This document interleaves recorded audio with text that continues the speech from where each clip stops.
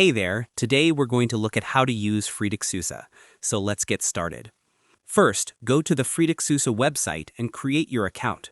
Over here, enter your email, set your password, and log in to get started. Then, select the option to begin a new tax return. After that, choose the tax year you want to file for. Over here, confirm your basic personal details like your name, address, and filing status. Then, move to the income section. After that, enter your income information.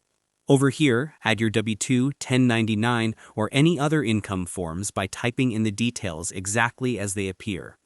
Then, continue to the deductions and credits section. After that, select the deductions that apply to you.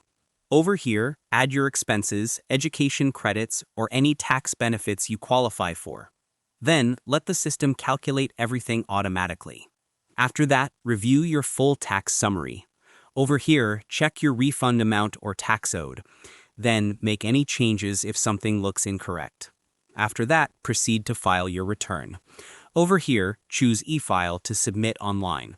Then, follow the final confirmation steps and submit your tax return. And that wraps it up. Appreciate you watching. See you in the next.